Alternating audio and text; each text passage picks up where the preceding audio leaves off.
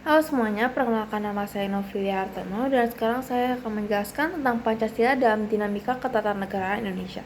Jadi di sini itu dibagi menjadi 3 masa, yaitu masa Orde Baru, masa Orde Lama, dan juga masa reformasi. Yang pertama itu ada masa Orde Lama. Pada masa Orde Lama yang pertama adanya penyelewengan pada sila keempat yang mengutamakan musyawarah dan mufakat, sehingga tidak dapat dilaksanakannya sebab demokrasi yang diterapkan pada tahun 1945 sampai 1950 adalah demokrasi parlementer, di mana presiden hanya berfungsi sebagai kepala negara sedangkan kepala pemerintahan itu dipegang oleh Perdana Menteri. Sistem ini tuh menyebabkan tidak adanya stabilitas pemerintahan. Yang kedua, sistem pemerintahan pada tahun 1950 sampai 1959 itu merupakan liberal sehingga lebih menekankan pada hakikat pribadi atau individual. Yang ketiga, anggota konstituante hasil pemilu tidak dapat menyusun undang-undang dasar seperti yang diharapkan. Hal ini menimbulkan krisis politik, ekonomi, dan keamanan pada periode ini, yaitu 1959 sampai 1995, yaitu menerapkan demokrasi terpimpin.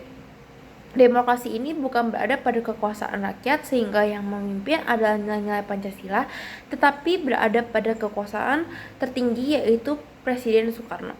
Yang keempat, Presiden Soekarno melakukan pemahaman Pancasila dengan paradigma yang disebut dengan USDEK dan menyebarkan nasionalis, agama, dan komunis.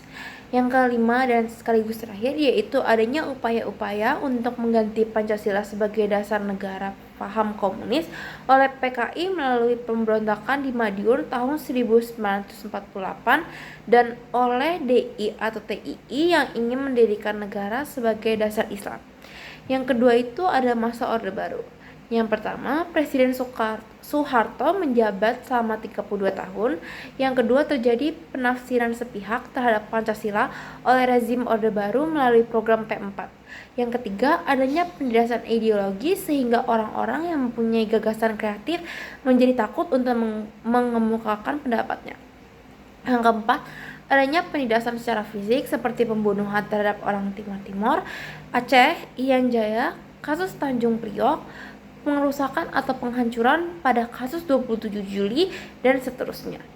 Yang kelima, perlakuan diskriminasi oleh negara juga dirasakan oleh masyarakat non-pribumi atau keturunan yang lainnya dan masyarakat yang merupakan golongan dari minoritas. Mereka itu merasa diasingkan atau bahkan sering merasa hanya dijadikan sebagai bahan kambing hitam jika ada masalah atau diperas secara ekonomi.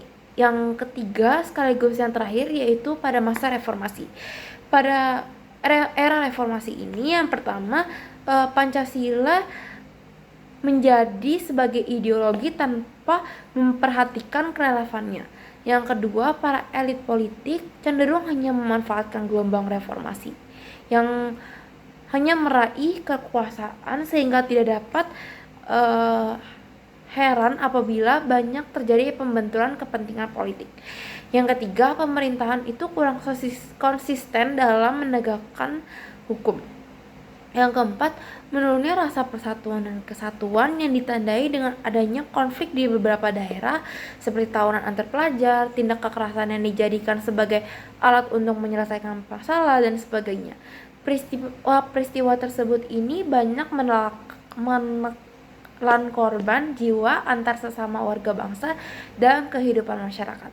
Yang kelima, bangsa Indonesia dihadapkan pada perkembangan dunia yang sangat cepat dan mendasar. Dan yang keenam yaitu pergantian presiden secara singkat di era reformasi. Sekian, terima kasih.